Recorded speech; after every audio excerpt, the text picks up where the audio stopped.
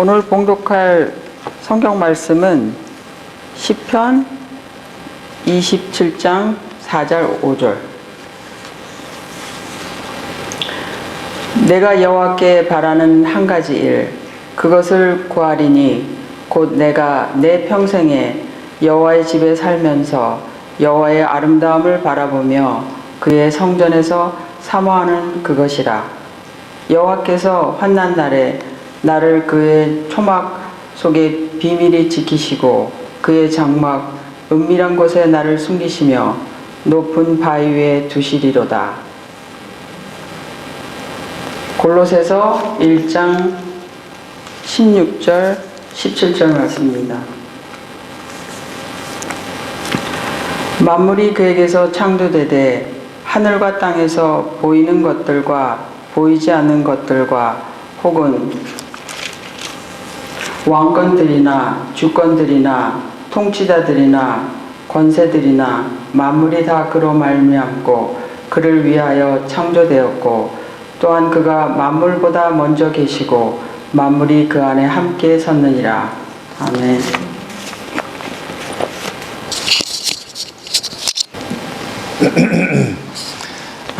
또 이렇게 하나님의 말씀을 가지고 서로 교제할 수 있는 시간을 갖게 된 것을 하나님과 여러분들에게 감사를 드립니다. 오늘 저는 주님과 함께 시간을 갖자, 이제 그런 제목으로 잠깐 은혜를 나누겠습니다. 제가 성경 두 절을 택했는데요. 그 다윗의 말과 바울 선생님의 말씀입니다. 제가 이제 오래전에 그 요한계시록을 열심히 봤어요.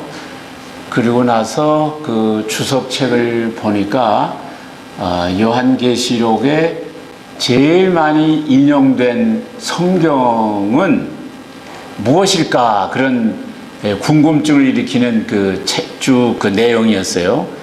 여러분들 그 요한계시록이 참 난해하고 뜻을 알기가 어렵다, 이제 그래서 되게 뒷전에 놓고 또 막상 읽어도 무슨 뜻인지 모르겠고 이제 그랬었어요. 그래서 저도 똑같았는데 한번 봐야 되겠다 해서 보기 시작하니까 또 그 나름대로 하나님이 지혜를 주셔서 깨닫게 되는데, 그 요한계시록은 성경 전체 요한계시록을 빼놓고 그 전에 있는 성경 그 65억 권으로부터 많이 인용된 그 결론적인 성경의 마지막 결론적인 그런 책이에요. 그런데 이제 성경 65억 권 중에서 어느 성경을 제일 많이 여러분들 인용했을 것 같아요? 여러분 한번 추측해 보세요. 그 요한계시록에 성경 여러 전체에 인용들이 있는데 제일 많이 인용한 성경책이 무슨 책일 것 같아요? 우리 어른 생각하면 다니엘, 에스겔 그런 책일 것 같은데 시편에서 제일 많이 인용이 됐다는 거예요. 그거를 제가 읽고 알은 뒤에 또 시편의 저자가 주로 누굽니까? 다윗이잖아요. 그 다윗의 깊은 신앙생활, 그의 영성, 그의 참 인간다움, 그런 것들이 하나님에게 크게 인정을 받으신 것 같아요. 그래서 다윗의 말이 그 요한계시록이 제일 많이 인용된 것을 제가 알았어요. 그래서 오늘 우리 다윗 우리 임금님이 했던 그 말씀, 또 신약에서 또 출중한 성경의 그 저자가 있다면 여러분들이 계시겠지만 바울 선생님의 그 뛰어나신 그 영성의 말씀을 두 절을 가지고 주님과 함께 이런 오늘 시간을 가져보겠습니다. 저는 오늘 말씀을 준비하면서 성경을 여기저기 보다가 일주일 전부터 어디를 지나가게 됐는가 하면은 민수기를 지나가게 됐어요. 그러다가 그 전에도 이제 민수기를 여러분과 함께 한 생각이 나요. 그러다가 이제 사도행전도 가봤어요. 여러 군데 이제 왔다 갔다 하다가 어떻게 할까 이렇게 생각하는 끝에 제 마음에 하나님이 주신 말씀이라고 저는 생각해서 이 시간에 나누도록 하겠습니다. 사도행전 7장을 읽는데 사도행전 7장 전체는 기나긴 스데반 집사님이 초대교회 집사로 예수 그리스도를 믿지 않는 자기 동족 이스라엘 사람들에게 권하는 연설이라고도 할 수 있고 또 설교라고도 할 수 있어요. 근데 그 연설 중에 사도행전 7장 38절에 가면 광야 교회란 말을 그가 쓰고 있습니다. 사실 구약에는 교회가 있을 수가 없어요.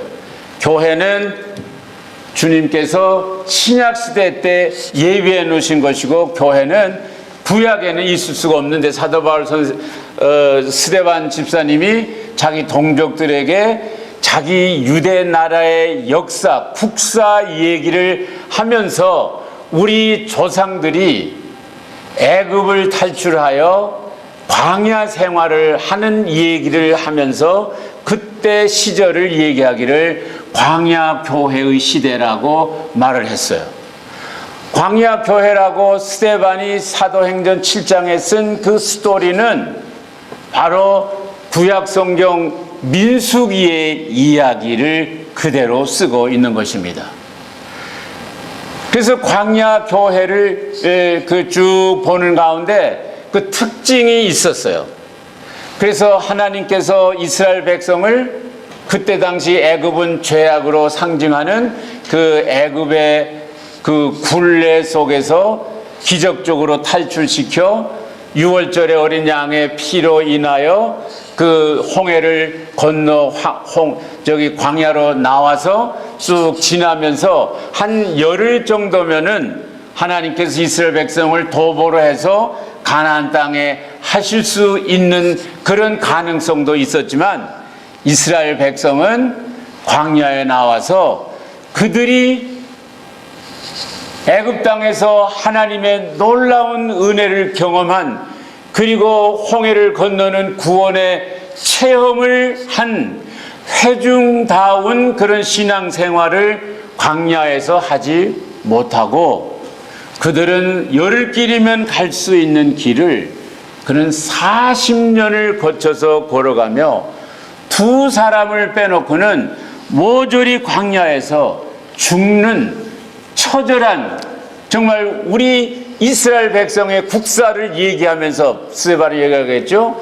우리가 광야에서 우리 조상들이 산 생활은 너무 부끄러운 수치스러운 생활이다라고 말을 하였습니다.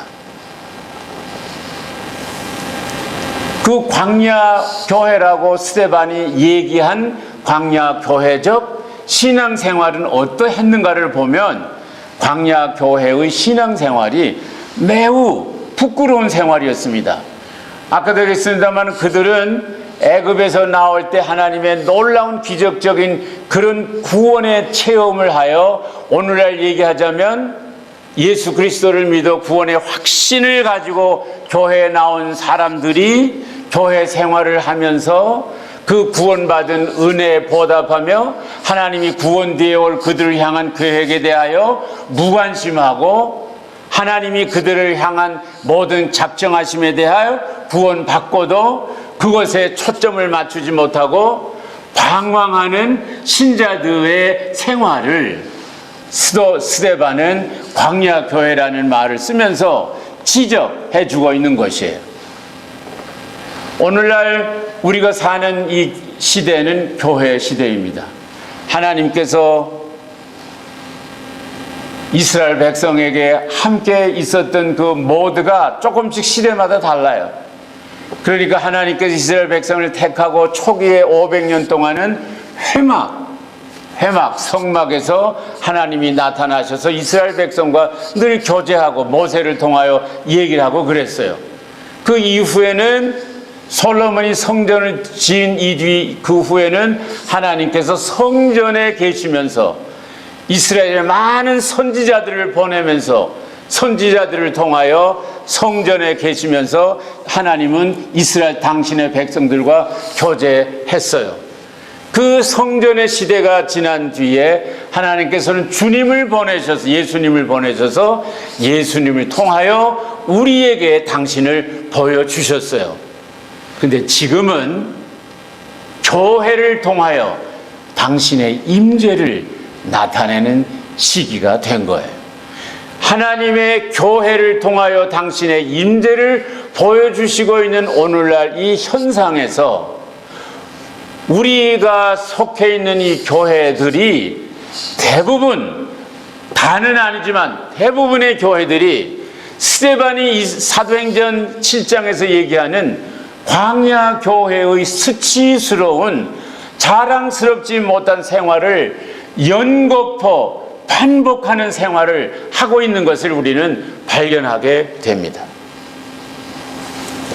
광야 교회적 신앙생활은 그들이 구원의 확신을 가지고 주님의 놀라운 은혜를 받아 정말 침례를, 홍해를 건넌 받으면서 교회의 멤버가 그 감격 속으로 살지만은, 그러나 그들은 하나님에 대한 약속 또는 하나님이 자기들에 대한 계획에 대하여 초점을 맞추지 못하고 하나님에 대한 불신을 가지고 하나님이 자기들을 가나안으로 인도해 주시라는 약속을 잊어버린 채 그들이 목이 마르면 목마르다고 불평하고 배가 고프면 배고프다고 불평하고 그들이 불편하면 불편하다고 불평하고 그들을 이끄는 지도자들이 어디 40일 동안 모세는 시내산에 가 있으면 모세가 어디 있냐고 외롭다고 불평하고 원망과 불평과 반역과 역행을 하는 이스라엘 광야 생활에서의 40년은 너무 부끄러운 생활이어서 하나님께서는 믿음이 있는 이스라엘 사람들, 믿음이 있는 개인들에게는 영화롭게 해주고 그들을 드러내고 그들을 사용하시지만 믿음이 없는 이스라엘 백성들은 40년 동안 두 사람만 빼놓고는 매일매일 죽어가게 하는, 제가 오래전에 설교한 생각이 납니다만 인류 역사상 가장 긴 장례의 40년의 생활을 마쳤다는 것은 부끄러운 일입니다. 이러한 하나의 버전이, 구약시대 때 있던 버전이 오늘날 교회 시대 우리에게, 우리 교회에서 이것이 반복된다면 이것은 부끄러운 일입니다. 여기에는 하나의 소망도 없고 거기에는 하나의 정말 앞으로 나아갈 그런 아무 그 희망이 없습니다. 하나님께서 이스라엘 백성을 애굽에서 건져서 광야에 내온 것은 이제 내가 너의 하나님이 되고 너는 나의 백성이 되며 이제 내가 너희들에게 이스라엘 그 가나안 땅을 주며 육지 그 토지를 주며 나라로서 살 국토를 주며 이제 왕권을 주겠다라고 약속을 한 하나님의 약속에 대하여 이스라엘 백성은 거절하고 믿지 않고 불신으로 인한 불평과 원망, 심지어는 아론을 앞세워 자기들이 내온 폐물을 가지고 금송아지를 만들어서 우리가 애굽으로 돌아가자는 불신의 광야 교회의 생활을 하나님께서 보시고 얼마나 마음이 섭섭하시고 속상했는지 다 그 40년 동안 죽게 하는, 죽여버리는 불쌍한 일들의 버전이 오늘날 우리가 살고 있는 교회 시대에 우리에게 교회에서 이런 일이 일어나서는 절대로 되지 않겠다. 우리 교회는 광야 교회로 시작을 했지만 그러나 결국은 가나안 교회로 탈바꿈하는 일이 우리 안에 있지 아니하면 우리는 광야 교회로 있다가 한 사람도 건짐 받지 아니하고, 물론 여호수아와 갈렙은 그 가운데서 하나님의 특별하신 인성으로 가나안 땅에 들어갔지만 모세까지도 광야에서 희생을 당하는 일이 우리 교회에서 있게 된다면 우리의 수치요, 하나님이 우리에 대한 그 실망감은 이루다 말할 수 없을 겁니다. 여러분, 우리 교회가 지금 광야 교회의 그 신앙의 특징을 가지고 있다면 우리는 빨리 이 교회, 이 신앙생활을 가나안 교회의 모습으로 우리가 되찾는 일이 있어야 하리라고 믿습니다. 수많은 이 세상 오늘날 교회들이 거의가 다 광야 교회예요.